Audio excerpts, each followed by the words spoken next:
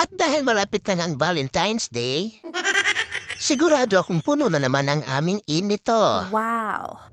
Kaya nga na-promo ang aming management na kung sino man ang mauubusan ng kwarto ay pwedeng maglapag ng karton dito. Partida, 90% off pa ito.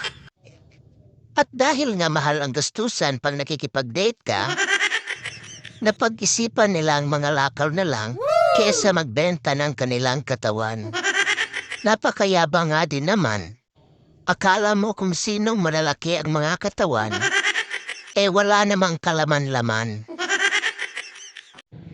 Pagkatapos nga nilang pumunta ng junk shop at may benta ang kanilang mga bakal, hindi sila na-inform na 30 pesos lang pala ang bintahan sa isang bultuhan. Kawawa naman. Binigyan ko nga sila ng idea na kung hindi dancer ay ang aircon na lang pagtripan nila. At kung sakaling mabenta ng malaking halaga, sold na ang pa-flowers at may chocolate pa.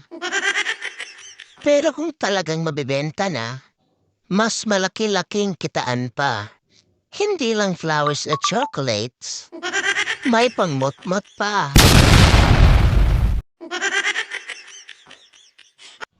At dahil nga malayo-layo na kami sa kabihasnan, bigla akong naisipang i-prank ang aking dalawang kasamahan.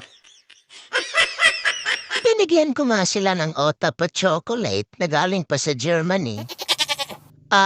Hindi ko lubos maisip yung ngiti nila abot hanggang tenga. Nang biglang naisip ng aking mga kasamahan na sila'y akin lamang pinagtripan. Nara guys, ilang gilugan ng chocolate. Tabliya man.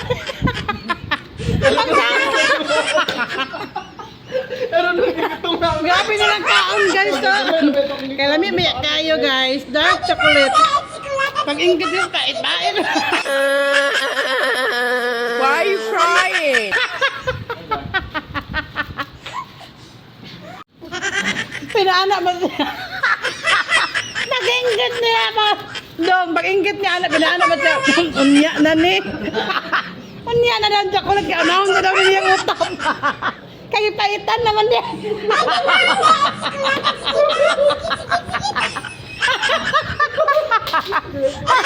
Hindi paitan naman ang giuna ng utap.